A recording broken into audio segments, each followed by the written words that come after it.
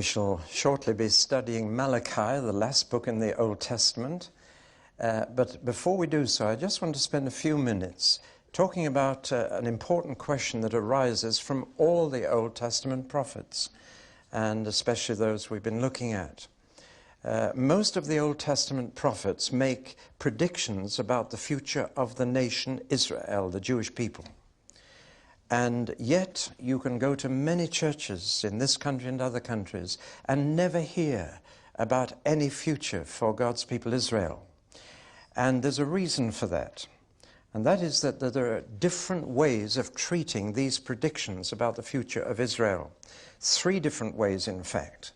And possibly the majority of Protestant churches in the West treat these predictions in a different way from the way I've taken them in the introductions that I've given you to the Old Testament prophets. Things that are promised about the future of Jerusalem and the future of Israel and their place among the nations and so on, will these actually come true? Now, the 3 positions are these. First of all, one group of Bible interpreters say all these promises were conditional. They were always conditional on Israel being faithful and obedient to God, and that therefore, because they were not, all these predictions have been cancelled. They've fallen to the ground. They will never happen, because the conditions attached to them were not fulfilled. Because they were conditional, in other words, these things can happen if you cooperate. And that having not cooperated, and in particular, having refused Jesus as their Messiah, the Jews have now forfeited their entire future. And all these predictions have fallen to the ground. They will never happen. They might have happened in the past, but in fact they never were fulfilled and never will be. That's one reason why some preachers never talk about Israel or its future. The second approach is that they were unconditional, that it's not a case of they will happen if, but they will happen whether or not. That they are unconditional, that God has said, this is what I intend to do, and I will do it. But even within this group of those who take these predictions as absolutely certain to happen, there are 2 totally different ways of saying how they will happen. And probably the major way in which churches say they will happen is to say that they are already happening to the church, and that these predictions are already being fulfilled in a symbolic or spiritual way in the church. And this is the view we call replacement theology, that the church has replaced Israel. And therefore all the predictions made to Israel are now to be fulfilled in the church and are being fulfilled in the present, but in a spiritual way, not in a literal way. So that we are being brought to the heavenly Jerusalem, not an earthly one. And the promises of fertility and blessing are seen in church growth and so on. It's intriguing. I can't help being a bit sarcastic here, because all the predictions of blessing are applied to the church, but all the predictions of cursing are quietly put in the waste paper basket. And this seems to me an awful way of treating the Bible. The old authorized versions, if you go through the prophet Isaiah, every blessing promised, it says blessing on the church, and every curse promised says curse on Israel. And this seems to me a bad case of prejudice. But this would probably be the majority view in many churches, that the church has replaced Israel. God is finished with Israel altogether. We have to evangelize them like we evangelize any other nation, and that's all there is to it. They don't have any future as a people. But individual Jews who get converted, they have a future along with us Gentiles in the church.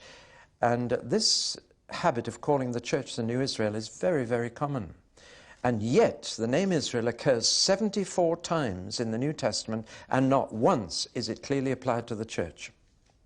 In 73 of those, it is clearly applied to the Jewish people. There's only one verse that could be a little ambiguous. Now, that's not enough to apply the name Israel to the church. And I believe we shouldn't call the church the New Israel. The New Testament doesn't do it. But that's that second view. So that it says these predictions made to Israel are now being fulfilled in the present, in the church, but in a spiritual way, and therefore are fulfilled by Christ's first coming. The third and last view, and the view I've taken when I've been teaching the prophets to you, is that those predictions were unconditional, they will happen, but that they will happen literally to Israel, as God said they would. And that therefore most of them are still future. The phrase, then all Israel will be saved, is taken by these people to mean the church will be complete. But here it's that Israel will be saved. And therefore the fulfillment of these predictions tends to focus on the second coming rather than the first coming of Christ. Now here are three positions, and you must work your way through and come to your own conviction about these. But some of the decisive factors to me are particularly Paul's section in the letter to the Romans, and particularly Romans chapter 11, where he says, has God finished with the Jews? Never. They may have rejected him, but he hasn't rejected them. And the fact that people like Malachi say, I hate divorce. God doesn't give up that easily on a people. He said to them again and again, you may break my covenant with you, but I will never break it. And the fact that Israel is still around, I believe to be proof that God keeps his word. They are still his chosen people, even in unbelief, because he chose them, and he doesn't go back on his promises. Well, now, I've given away my position, it's there, and therefore the second coming seems to be a focus for much of the fulfillment of all this. I do find that these people have a very hazy view as to why Jesus is coming back. If you ask them, do you believe Jesus is coming back? They say, oh yes. Then why? What do you think he's coming back to do? Take us to heaven, but you'll already be there if you've died. Why does he have to come back? And why does he have to bring all of us back? Why do we have to live on earth the second time? You do realize that, don't you? That when he comes, God will bring with him all those who've fallen asleep, so that all Christians are going to live on earth, this earth, a second time. That's where we're going to get our new bodies. You don't need a new body in heaven, but you do need one to live here. So why are we all coming back and getting a new body down here? There's some great purpose to be fulfilled here, long before there's a new heaven and a new earth. I believe the answer to the question, why has Jesus to come back? It is to reign over all the nations, and then we'll shout, hallelujah, the kingdoms of this world have become the kingdom of our God and of his Christ, and he shall reign forever and ever. Well, that's the explanation. Now let's move on to the last book in the Old Testament. And this happens to be the last video I make on the Bible. We've made 65 others, and this is the last book that we're putting onto video. The background to Malachi is much the same as for Haggai and Zechariah, only worse. We have now gone 100 years after the return from exile in Babylon, and I'm afraid things are not good. Jerusalem is still deserted. People living in the country around them still don't want them back. The land is still largely barren and uncultivated. There are poor harvests, and they're getting locust swarms. Life is hard and precarious. The building is finished of the temple, but it's such a small thing compared with Solomon's. It was finished in 520, but now we're way down the line.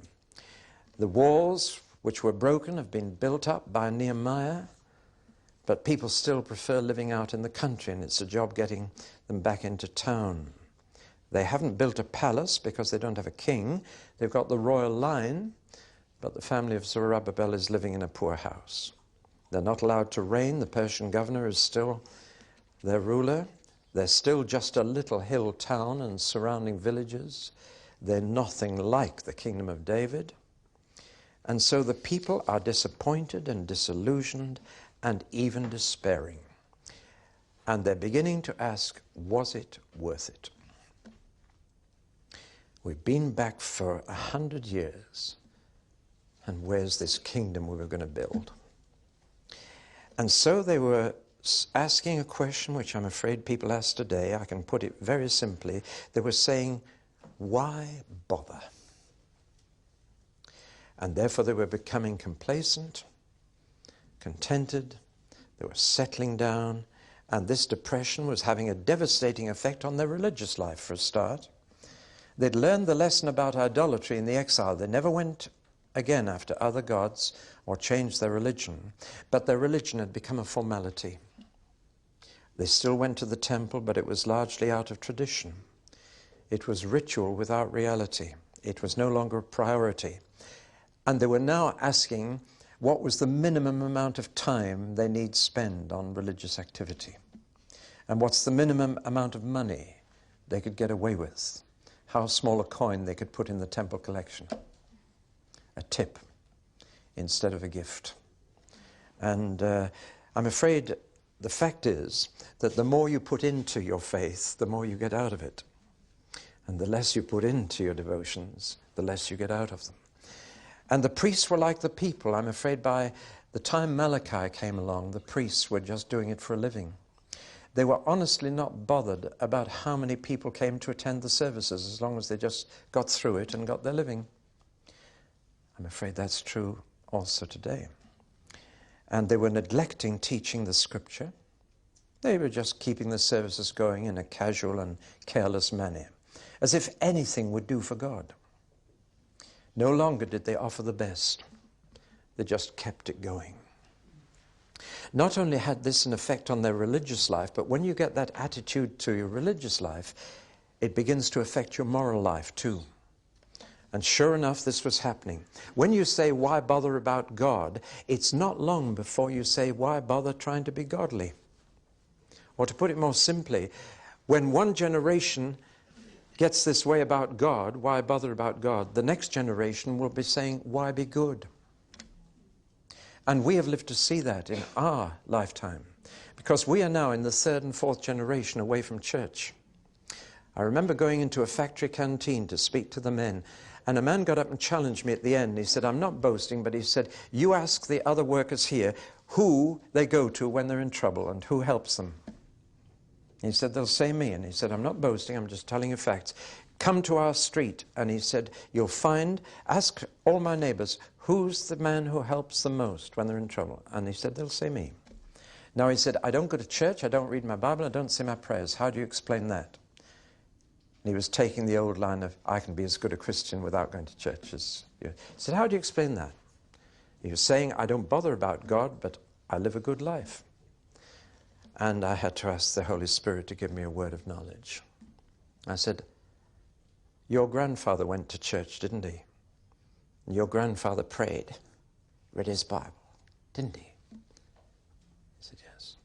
So I'll tell you something more. Your grandchildren won't be like you. Because if you don't pass God on, you can't pass goodness on. And you see, you can live for a couple or 3 generations on the faith of your forefathers, but then it runs out. And goodness disappears when God disappears. This is what Malachi was finding. And so the people were just saying, look after yourself, look after number one, make as much money as you can, and give as little to God as you need. They'd got into trading, and Jews are good at this. And even though they knew trading was wrong on the Sabbath, do you know what they did? They built out-of-town supermarkets just outside the gates so they could open them on the Sabbath. Isn't it interesting? Consumerism took over. It had a devastating effect on family life. Why be faithful to God soon becomes why be faithful to your wife.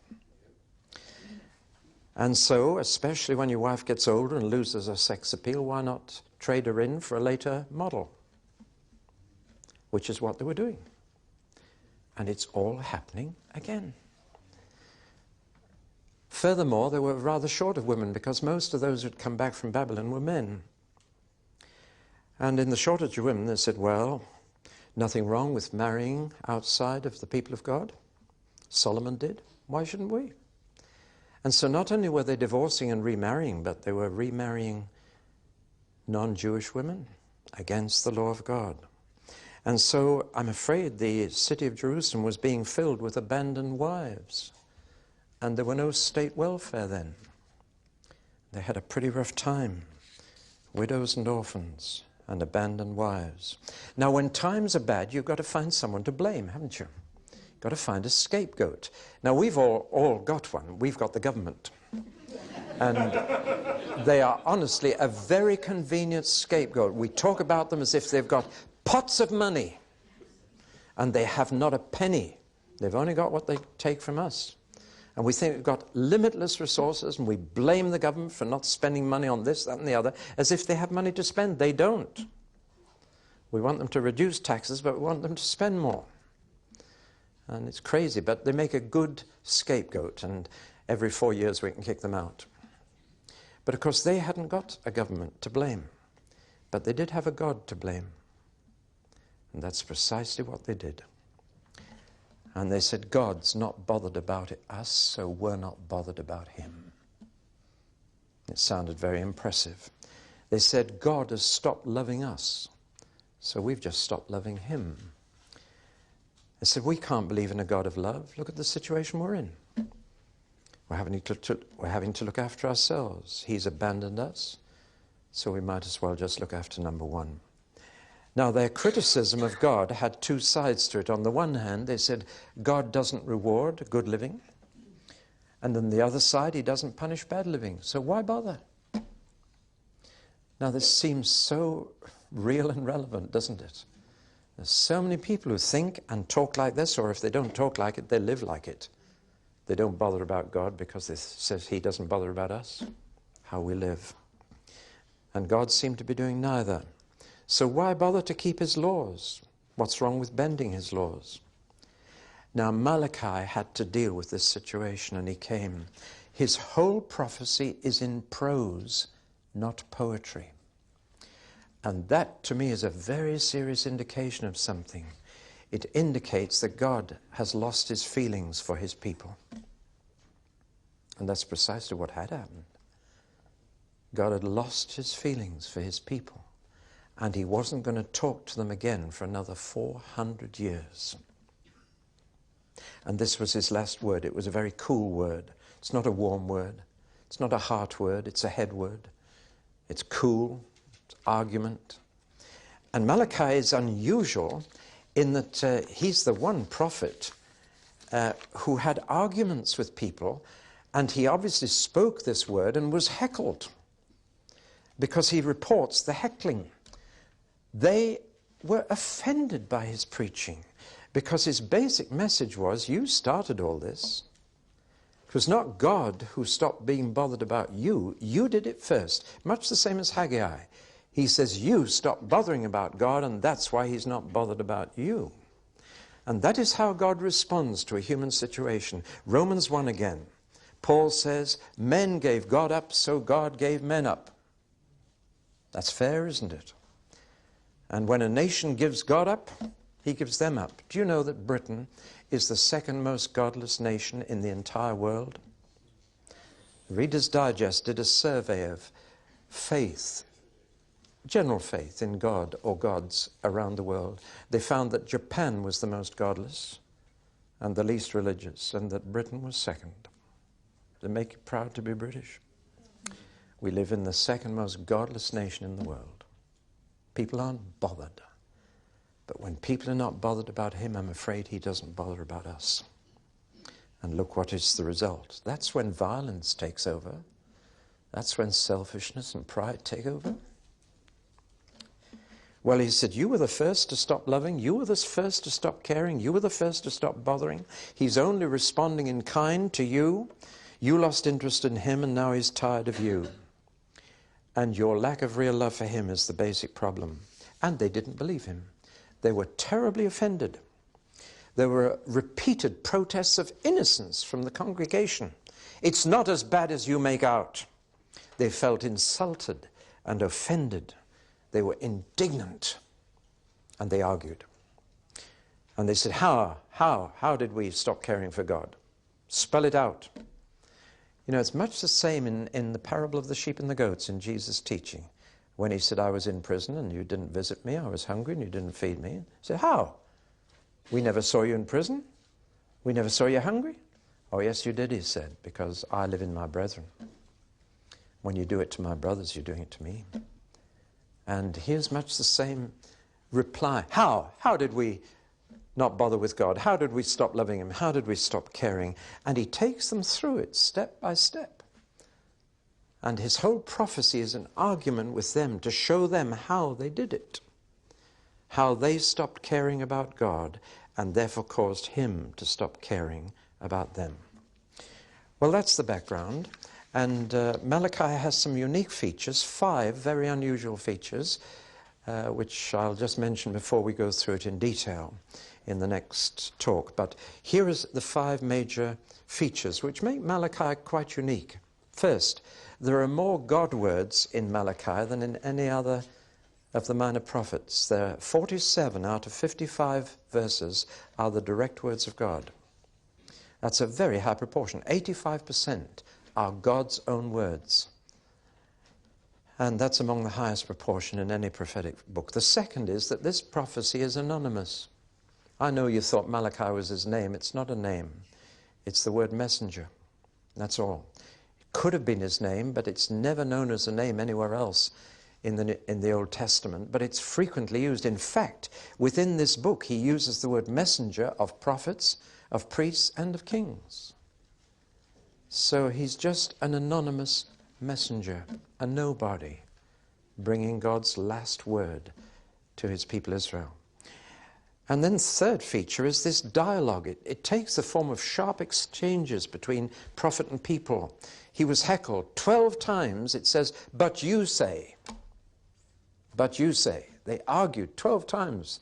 They kept interrupting him and said, "That's not true. That's exaggeration. You're making us out to be worse than we are." And he had to deal with every objection, which he did very effectively. The fourth feature I've already mentioned. It's prose, not poetry, because God's feelings have run out. Dried up. God feels drained. He feels exhausted with his people. And therefore he won't talk to them for another 400 years. You need to see God's heart here. Wouldn't you be fed up if, having taken them to exile and brought them home, they now can't be bothered about God? And the fifth feature is, of course, that this is God's last word. Perhaps the Christian order of the books in the Old Testament is right after all, because this was God's last word. And the last word is curse. And to this day, whenever the Jews read Malachi in the synagogue, they do read the last verse, "Lest he smite the land with a curse." And then they go back and read the verse 5 again. So they don't end with the word curse. Isn't that interesting? They deliberately won't end God's last word where he ended it. And they read the previous verse a second time, just to end on a happier note. You go to the synagogue, and when they read Malachi, that's what you'll find. So here we are dealing with God's last word to his people Israel for 400 years. Well, now, as we look at the outline itself, we'll take just the first little bit. He announced that God had loved Jacob and hated Esau. How many of the deepest divisions today go right back into history? The whole Arab-Israeli conflict goes back to Ishmael and Isaac. And here we have a conflict that goes right back to Jacob and Esau, those twins. But having said that, I want you to know that in the Bible, loved and hated do not mean what we mean by these words, and therefore we get a wrong impression. To love someone is to care for them and seek their highest good. It's not to feel good about them. And to hate someone, in Bible language, is not to care for someone and not to seek their good. And when Jesus said, "You're not worthy to follow me if you don't hate your father and mother," he wasn't meaning that you've got to have bitterness and resentment towards them. He's meaning you to care for me more than them. Now that's rather important, otherwise it can be misunderstood. Furthermore, God is not just talking about way back in the past, Jacob and Esau. He's really talking about the two nations, Israel and Edom. And he's reminding them that over the previous 100 years, he has done nothing but good for Israel, and he has punished Edom. That's what he's really talking about, not the distant past, but the recent past.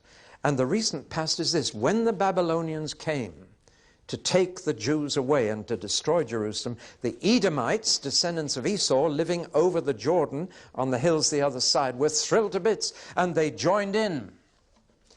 And they said, hallelujah, they have finished. And they really came and they took the babies of the Jews by the heels and they bashed their brains out against the Jerusalem wall. This was the Edomites taking advantage of the Babylonian invasion. It's all there. And in exile, they wrote a song. It's a terrible song. It goes something like this. I can't just quote the exact words because I want to give you the gist of it. We hung our harps in the willow trees. How could we sing the songs of Zion in a foreign land? May my tongue cleave to the roof of my mouth and my hand forget its cunning. If I forget thee, O Jerusalem. You know the psalm. And it ends, happy shall he be who dashes your babies against the stones. Edom. And you get a picture there of what happened. It wasn't just that the Babylonians took them. Edom joined in. The descendants of Esau came against the descendants of Jacob. Since then, God has punished Edom. In a few months' time, some of us will be in Petra. That's where Edom lived. It's now an empty ruin. That was Mount Seir. That's where the descendants of Esau lived. And God threw them out of there by bringing the Arabs to throw them out. And they had to go and live in the Negev desert, where there was no crops, and they had to scratch a living as virtual Bedouins traveling, Edomites. And so the name of the Negev, that desert in the Sinai Peninsula, became Edom. And they had to scratch a living as wanderers in the desert of Sinai. That's where Idumea, the Edomites, lived after they were thrown out of the magnificent town of Petra where they'd lived. God says, Esau, I've hated, I've done that to them for what they did to you. Remember that, I've loved you, and I haven't cared for them. And it was from the Edomites that King Herod came. Herod, a descendant of Esau, managed to persuade the Romans to sell him the kingdom of Israel. And he was king when Jesus was born, an Edomite. See, the unfolding history is intriguing, isn't it? Now, what Malachi is saying is just think about your survival. Look what's happened to Edom for what they did to you. And look what I've done for you. I've loved you. I've hated them. You should be grateful to me. In other words, when you're complaining about God, just think about what he's done to other people and think about what he's done to you. And you'll be jolly grateful. It's on that basis that he then begins to deal with the accusations that they've stopped bothering about God. And we'll look at that in the next talk.